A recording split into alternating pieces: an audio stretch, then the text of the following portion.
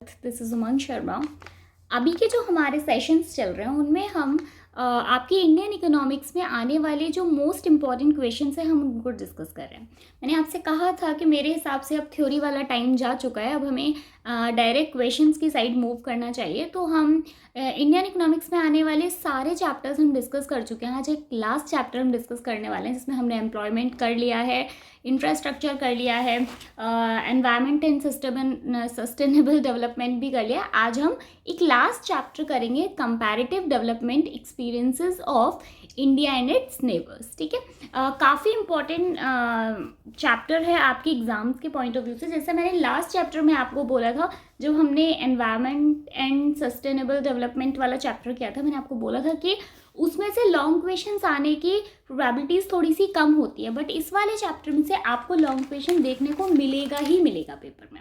ठीक है, तो चलो ये कुछ 7 to 8 इंपॉर्टेंट क्वेश्चन है जो कि रिपीटेड क्वेश्चन है, पिछले काफ़ी टाइम से आ रहे हैं। घुमा फिरा कर इन्हीं क्वेश्चन को बार बार आपसे पूछा जाता है, तो आप इन क्वेश्चन को मिस मत करना। अगर आप नोट्स बना रहे हो तो बहुत अच्छी बात है, लिख लो कहीं पर, और अगर नहीं लिख रहे हो तो वीडियो को सेव तो एटलीस्ट कर लेना, ताकि एग्जाम टाइम पे एक बार जल्दी से आप क्विक रिवीजन कर सको। चलो स्टार्ट करते हैं, काफ़ी ज़्यादा बोल दिया। क्वेश्चन नंबर फर्स्ट है यहाँ पे, डायरेक्ट क्वेश्चंस करते हैं। ठीक है, what similar development strategies have India and Pakistan followed for their respective development paths.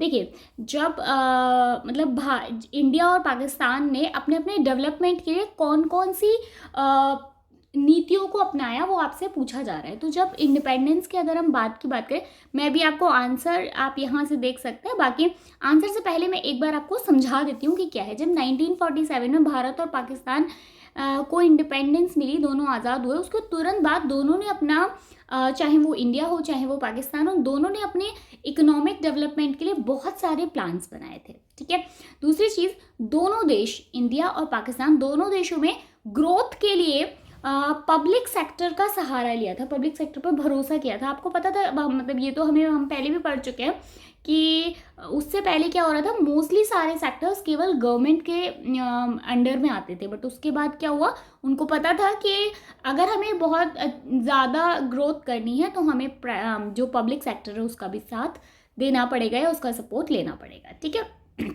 Next, दोनों देश, इंडिया और पाकिस्तान ने मिक्स्ड इकोनॉमी को अपनाया था। मिक्स्ड इकोनॉमी, अभी मैं इसके बारे में थोड़ा सा बताई दूँ। वैसे आपको पता होगा अगर आपने थ्योरी अच्छे से पढ़ी है तो, क्योंकि मैंने कहा था कि थ्योरी अच्छे से पढ़ लेना। तो मिक्स्ड इकोनॉमी क्या होती है, जिसमें हम प्राइवेट सेक्टर भी होता है, पब्लिक सेक्टर भी होता है। ठीक है, और एक और पॉइंट आप इसमें लिख सकते हो कि इंडिया और पाकिस्तान दोनों ने अपनी अपनी इकोनॉमी को स्ट्रॉन्ग बनाने के लिए, दोनों ने अपनी अपनी इकोनॉमी को मजबूत करने के लिए इकोनॉमिक रिफॉर्म्स की शुरुआत की थी। मतलब जो पहले से इकोनॉमी में प्रॉब्लम्स चल रही थी, जिन प्रॉब्लम्स को फेस किया जा रहा था, उनमें कुछ कुछ सुधार करना स्टार्ट कर दिया था। ठीक है, तो यही सारी चीज़ें यहाँ पर लिखी हुई है, एक बार पढ़ लेते हैं। India and Pakistan both have started their development programs based on economic planning soon after their independence in 1947. Okay, next आगे बढ़ते हैं। Both the countries relied on the public sector for initiating the process of growth and development. दोनों ने public sector का मतलब public sector का साथ सहारा लिया अपनी ग्रोथ और डेवलपमेंट के लिए। Next, both of them have followed the path of mixed economic structure. ठीक है, involving the participating of both the state as well as the private sector. Next और last, both of them introduce economic reforms at the same time of strength of their economies. Okay, चलो first question समझ में आ गया होगा, simple question है। और ये question आपको मतलब हो सकता है कि आपसे जो मतलब शॉर्ट क्वेश्चंस आते हैं ना, उनमें पूछा जा सकता है। तो शॉर्ट क्वेश्चंस में भी एक तो शॉर्ट में भी वेरी शॉर्ट वाला पार्ट आता है, फिर शॉर्ट वाला आता है जिसमें कि आपको 2 से 3 पॉइंट्स लिखने पड़ते हैं। तो आप इसमें यहाँ से आपको 4 पॉइंट से 4 लिख दोगे, पूरे नंबर मिल जाएंगे, और ये क्वेश्चन आता है। ठीक है, चलो आगे बढ़ते हैं नेक्स्ट क्वेश्चन की side. Question number second, explain the Great Leap Forward campaign of China as initiated in 1958. हाँ, देखो आपको great leap forward campaign of China 1958 क्या था मैं आपको बता देती हूँ, एक बार समझा देती हूँ, उसके बाद आप यहाँ पे पढ़ लोगे तो आपको समझ आ जाएगा क्या था। इस कैंपेन का जो मुख्य उद्देश्य था ना, जो इस कैंपेन का एम था वो क्या था कि शहर जो रूरल एरिया सॉरी जो अर्बन एरियाज थे उनके साथ साथ उनमें तो डेवलपमेंट हो ही रहा था, ठीक है, उनमें तो इंडस्ट्रीज लगी रही थी, उनके साथ साथ जो गांव के एरियाज थे मतलब जो रूरल एरियाज थे उनमें भी इंडस्ट्रीज लगाना था, ठीक है। आगे इनका ये जो GLF था, इसको GLF बोलते हैं, ग्रेट लीप फॉरवर्ड। इसका अर्बन एरियाज में अपने घरों के आसपास, अर्बन एरियाज में जो लोग रहते थे उनको घरों के आसपास इंडस्ट्रीज लगाने के लिए मोटिवेट किया गया। उन्हें बताया गया कि आप छोटे छोटे काम, छोटी छोटी इंडस्ट्रीज अपने घर के आसपास लगा सकते हो, ठीक है। नेक्स्ट इन्होंने रूरल एरियाज में, जो रूरल गांव के इलाके थे, रूरल एरियाज थे, उनमें कम्यून सिस्टम लागू किया। बच्चों कम्यून सिस्टम क्या होता है, वैसे मैं थ्योरी वाले पार्ट पे बता चुकी हूँ बट एक बार आपको और समझा देती हूँ। कम्यून सिस्टम क्या होता है, जिसमें लोग समूह में खेती करते हैं, छोटे छोटे ग्रुप बन जाते हैं जिसमें लोग खेती करते हैं, ठीक है। कि जैसे मान लीजिए हम 10 लोग आसपास रहते हैं और 10 लोगों को एक छोटी सी जो लैंड है वो अलॉट कर देंगे और हम वहाँ पर खेती करेंगे, उससे जो भी प्रॉफिट आएगा वो सब हम आपस में डिस्ट्रीब्यूट कर लेंगे। इस तरीके से इसको बोलते हैं कम्यून सिस्टम, ठीक है। तो ये यहाँ पे लिखा हुआ है, क्या है एक बार पढ़ लेते हैं। The aim of the campaign was the initiate large scale industrialisation in the country, not only urban areas but also in the rural areas, ठीक है। Next, the people in the urban areas were motivated to set up industries in their backward. अपने घरों के आसपास, अपने आसपास industries लगाने के लिए इनको काफ़ी ज़्यादा मोटिवेट किया जाने लगा। Next, in the rural areas commune system was implemented. Commune system को इम्प्लीमेंट किया गया। Under this system people were engaged in collective farming. इसमें क्या होता था, लोग छोटे छोटे ग्रुपों में बंटकर फार्मिंग किया करते थे। नेक्स्ट क्वेश्चन नंबर 3 होना चाहिए था, मैंने गलती से 4 लिख दिया, कोई बात नहीं।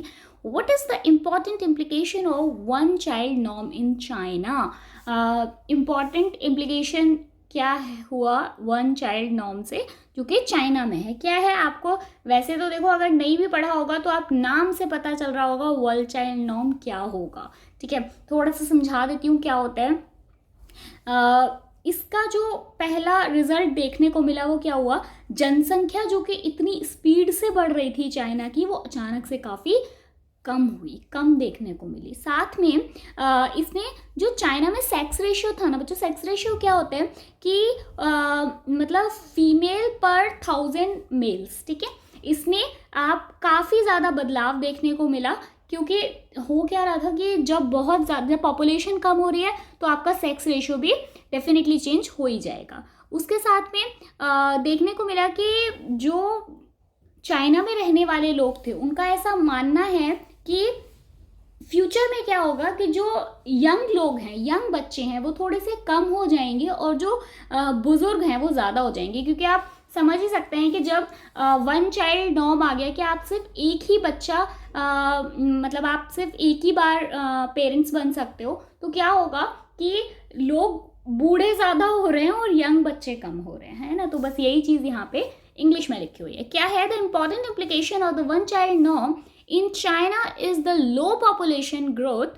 This measure also led to the fall in the sex ratio in China. The proportion of female per 1000 males, ठीक है।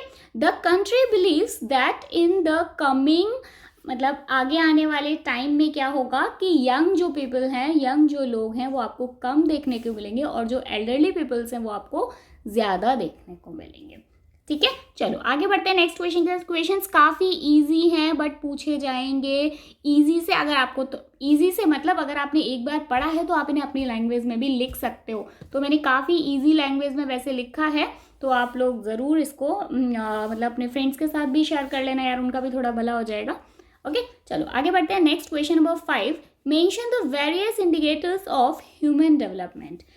ह्यूमन डेवलपमेंट के आपको यहाँ पे इंडिकेटर्स बताने कौन कौन से होते हैं। देखो फर्स्ट वाला जो दिया हुआ है, फर्स्ट वाला जो आपको दिया हुआ है वो है लाइफ एक्सपेक्टेंसी, दूसरा है एडल्ट लिटरेसी रेट, मतलब जो साक्षरता दर होती है कि कितने लोग पढ़े लिखे हैं वो। नेक्स्ट है मोर्टेलिटी रेट।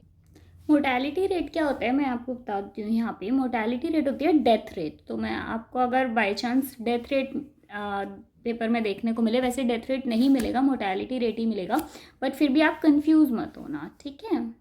मैं यहाँ लिख देती हूँ डेथ रेट। आगे, percent of population below poverty line, कितनी ऐसी पॉपुलेशन है, कितने परसेंट ऐसी पॉपुलेशन है जो कि पॉवर्टी लाइन के नीचे आती है। साथ में जीडीपी पर कैपिटा, जीडीपी आप जानते हो कि क्या होता है, मतलब एक साल में कितने मतलब पर पर्सन को कितना प्रोडक्शन हुआ है, ठीक है, कितनी चीज़ें उसको प्रोवाइड की गई है, कितना उसने कंज्यूम किया है, वो सारी चीज़ें किसमें आती है, जीडीपी में। Percentage of population having access in improved sanitisation, कितने परसेंटेज ऐसे लोग हैं जिनको अच्छी सैनिटाइजेशन मिल रही है। सैनिटाइजेशन का मतलब है यहाँ पे अच्छी स्वच्छता मिल रही है, कितने परसेंट ऐसे लोग हैं। Next, percentage of the population having access improved water sources, कितने परसेंटेज ऐसे लोग हैं जिनको अच्छा वाटर सोर्स मिल रहा है, जिनको साफ पानी पीने के लिए अवेलेबल है, कितना मिल रहा है। नेक्स्ट क्वेश्चन है क्वेश्चन नंबर 6, शायद 5 होगा। आगे, evaluate the various factors that led to the rapid growth in economic development in China. वो आपको फैक्टर्स बताने हैं जिनके कारण से चाइना की इकोनॉमिक ग्रोथ डेवलप हुई है, ठीक है। तो देखो, आंसर तो आप बाद में यहाँ से पढ़ना, पहले मैं आपको थोड़ा सा समझा देती हूँ, इंटरेस्टिंग है, आपको समझ में आएगा। स्टार्टिंग के अगर हम इनिशियल फेज़ की बात करें तो क्या था कि एग्रीकल्चर में, फॉरेन ट्रेड में, इन्वेस्टमेंट सेक्टर्स में काफ़ी सारे रिफॉर्म्स देखने को मिले, है ना, काफ़ी सारे सुधार देखने को मिले। दूसरी चीज़, कम्यून सिस्टम की शुरुआत यहीं से हुई। कम्यून सिस्टम आपको अभी ऊपर बताया था कि जो ग्रुप में खेती होती है, फार्मिंग होती है, उसको कम्यून सिस्टम बोलते हैं। साथ में छोटे छोटे जो मतलब लोगों को छोटे छोटे भूमि के टुकड़ों को बांट दिया गया और उनको मोटिवेट किया गया कि आप इस पे अपना फार्मिंग करो। साथ में जब आप फार्मिंग करोगे तो ऑब्वियसली गवर्नमेंट आपसे टैक्स लेगी, है ना। जब गवर्नमेंट ने आपको लैंड दी है, वो आपको फार्मिंग करने को दे रहे है, तो उसके बाद में जब आप गवर्नमेंट को टैक्स दे दोगे, उसके बाद जो कुछ भी आपका इनकम होती है उसको आप अपने पास रख सकते हो, ठीक है। साथ में और क्या हुआ, इंडस्ट्रियल सेक्टर्स की शुरुआत भी यहीं से हुई, और शुरुआत नहीं हुई एक्चुअली, यहाँ से रिफॉर्म स्टार्ट हुए। जो भी इंडस्ट्रियल सेक्टर्स में प्रॉब्लम्स देखने को मिल रही थी, उन सब में रिफॉर्म्स हुए, उन सब में सुधार किया गया, ठीक है। साथ ही मतलब जो प्राइवेट फर्म्स थी, जो विलेजेस थे, टाउनशिप थी, उनमें सर्विस और प्रोड्यूस होना था। सेक्टर्स में जो भी मतलब ऐसे सेक्टर्स थे कि ठीक है, उनमें क्या हुआ था, बहुत ज़्यादा कंपटीशन होने लगा था। तब तक जब मतलब जो इनिशियल फेज था उस टाइम पे बहुत ज़्यादा कंपटीशन नहीं था, लेकिन जब बाद में धीरे धीरे करके एग्रीकल्चर में बहुत ज़्यादा कंपटीशन आ गया, इंडस्ट्रियल सेक्टर्स में बहुत ज़्यादा कंपटीशन आ गया, प्रोडक्शन मतलब जो चीज़ें प्रोड्यूस हो रही हैं वो एक से ज़्यादा लोग चीज़ों को जब प्रोड्यूस करते हैं तो आपको पता है कि कंपटीशन बढ़ जाता है। साथ में इन रिफॉर्म्स में फॉरेन इंडस्ट्रीज़ को अट्रैक्ट करने के लिए लोगों ने बहुत सारी चीज़ें की। क्या हुआ कि स्पेशल इकोनॉमिक जोन भी इसमें शामिल था, जिसमें इन सभी रिफॉर्म्स में चाइना में इंडस्ट्रियल ग्रोथ और इकोनॉमिक डेवलपमेंट बहुत ज़्यादा देखने को मिला। तो सेम चीज़ यहाँ पे लिखी हुई है। In the initial phase reforms were initiated in agriculture, foreign trade and investment sectors. The system of collective farming known as consumer system was implemented. Under this system, land was divided into small plots that were allotted to the individual household. These households were allotted to keep the remaining income from after paying the tax to the government, ठीक है। उसके बाद जो भी पे का tax, सरकार को टैक्स पे करने के बाद जो कुछ भी बचेगा उसको आप अपने पास में रख सकते थे। In the later phase reforms were initiated in the industrial sectors. During this phase the private firms, villages and township enterprises were allotted to produce goods and services and to compete with the state owned enterprises. ठीक है. Next, the reforms also include setting up special economic zone to attract foreign investors. Foreign investors को attract करने के लिए बहुत सारे economic zones बनाए गए. ठीक है. तो इसके बाद में एक लास्ट क्वेश्चन है, मे बी शायद ये लास्ट क्वेश्चन होगा. क्या है देख लेते हैं. क्या है, group of following features participating in the economic of India, China and Pakistan under 3 heads. बच्चों बहुत इंपॉर्टेंट क्वेश्चन, अलग अलग तरीके से पूछा जाता है, लैंग्वेज चेंज हो सकती है और बहुत ही ईजी है, लेकिन अगर आपने एक बार पढ़ा होगा सिर्फ तब. क्या है, देखो आपको क्वेश्चन कैसे दिया जाएगा. सेम क्वेश्चन आपको देखने को इसी तरीके से मिलेगा. ठीक है. आपको ना यहाँ पे कुछ मतलब कुछ हेड्स दिए जाएंगे, इनको आपको बताना है कि कौन सा वाला चाइना में काम करता है, कौन सा वाला पाकिस्तान में और कौन सा वाला इंडिया में. क्या है, देखो 1 चाइल्ड नॉर्म है पहले, उसके बाद है लो फर्टिलिटी रेट, उसके बाद में high degree of urbanisation, mixed economy, very high fertility rate, large population, high density of population, growth due to manufacturing sector, growth due to service sector. क्या है एक बार देख लेते हैं. देखो यहाँ पे मैं थोड़ा सा छोटा कर देती हूँ ताकि आपको एक बार में पूरा दिखाई दे. अगर हम इंडिया है, ये आपको दिख रहा है, ये इंडिया है, ये चाइना है और ये पाकिस्तान है.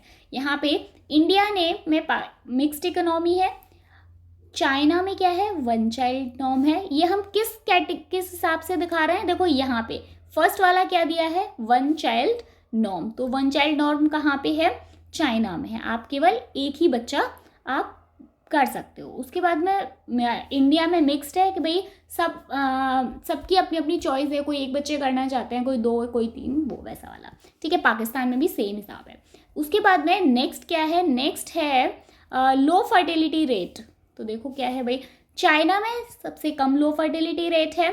अगर इंडिया की बात करें तो हाई डेंसिटी ऑफ पॉपुलेशन, और पाकिस्तान में तो आपको पता ही है very high fertility rate. Fertility rate जो है वो बहुत ज़्यादा हाई है, मतलब एक महिला, एक स्त्री, एक लेडी बहुत ज़्यादा बच्चे पैदा करती है. कहाँ पे, पाकिस्तान में. नेक्स्ट है, देखते हैं क्या है, नेक्स्ट क्या था, हाई डिग्री ऑफ अर्बनाइजेशन. आपको पता ही है कि सबसे ज़्यादा अर्बनाइजेशन कहाँ पे है, चाइना में देखने में. Growth due to service sector, India में कहाँ पे है, सर्विस सेक्टर में ग्रोथ देखने को मिलती है. और पाकिस्तान में तो सब मतलब ग्रोथ हमेशा वहाँ पे ज़्यादा नहीं होती जहाँ पर बहुत ज़्यादा पॉपुलेशन होती है. तो पाकिस्तान की स्थिति बहुत ख़राब है, यहाँ पे पॉपुलेशन जो है वो बहुत ज़्यादा है. उसके बाद में अगर हम मैन्युफैक्चरिंग सेक्टर्स की बात करें तो केवल चाइना एक ऐसी कंट्री है जहाँ पर growth due to manufacturing sector.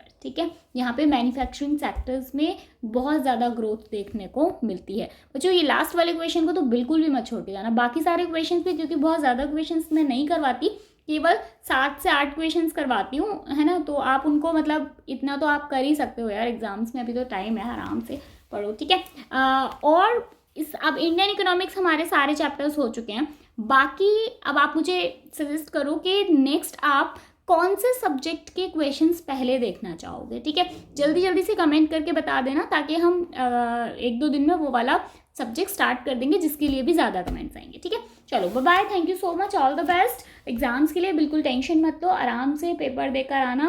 Exam काफ़ी अच्छा होने वाला है. ठीक है. ईजी आएगा जहाँ तक है. चलो मिलेंगे नेक्स्ट वीडियो में, तब तक के लिए bye bye, thank you so much, all the best.